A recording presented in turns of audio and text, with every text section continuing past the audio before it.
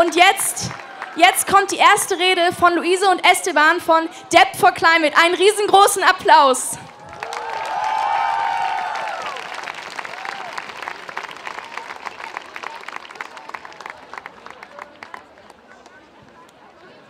Hallo? Hi. What have we as climate justice movements of least affected areas achieved in the past years? People say that we have created a discourse, meaning that we made them talk about the climate and about how to solve the climate crisis. But we didn't make them talk about the origins of the climate crisis. So which solutions are we talking about? Because we, as dominantly white movements in least affected areas, have remained ignorant and silent about it ourselves.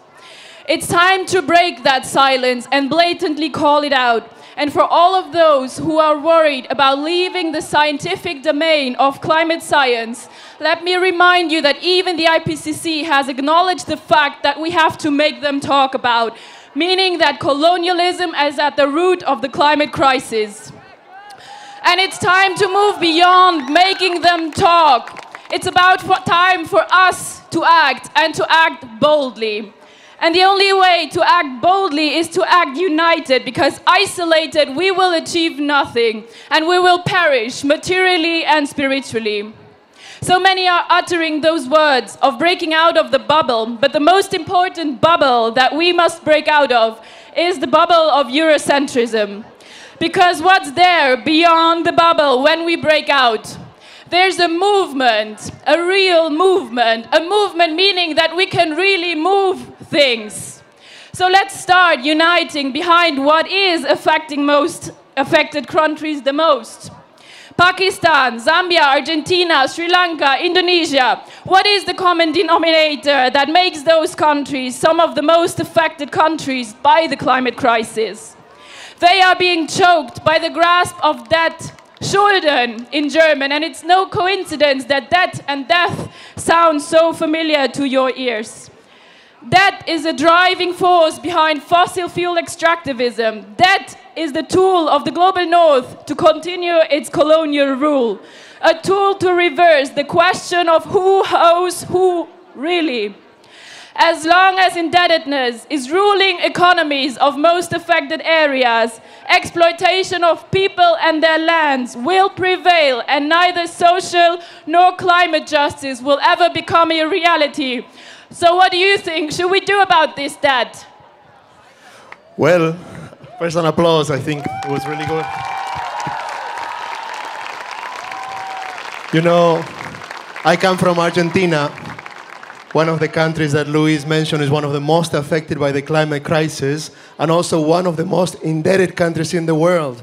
We have a record loan by the IMF, the International Monetary Fund, that put us in one of the worst situations in the history of my country.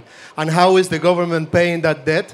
By getting more fossil fuels, more fracking, more drilling, more offshore drilling. Vaca Muerta is a carbon bomb for the planet that will consume a major part of the global carbon budget.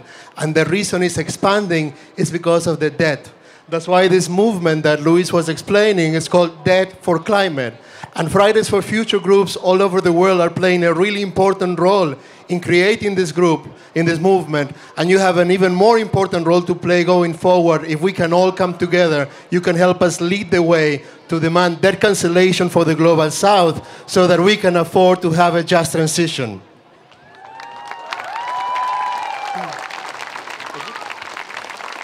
And you know, I have to tell you, don't believe so much in your governments. They are lying to you. The government of Germany is lying to you guys. The governments of Europe are lying to you. They are institutionalized colonialism for the last 500 years. Only listen to yourself, listen to the movements, listen to the most affected countries, to the Global South, and listen to the working class. Because if we don't listen to the working class, we are running a huge risk of antagonizing the workers from the climate movements. And that's what's coming in Europe with the food crisis, the cost of living crisis.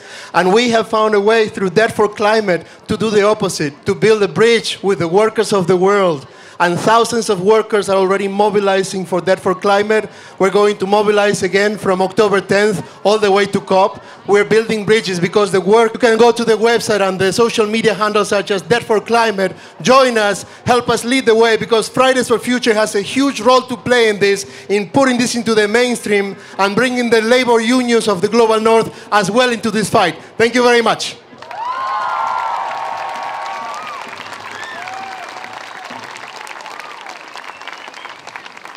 Vielen Dank für diese Rede. Nochmal einen fetten Applaus.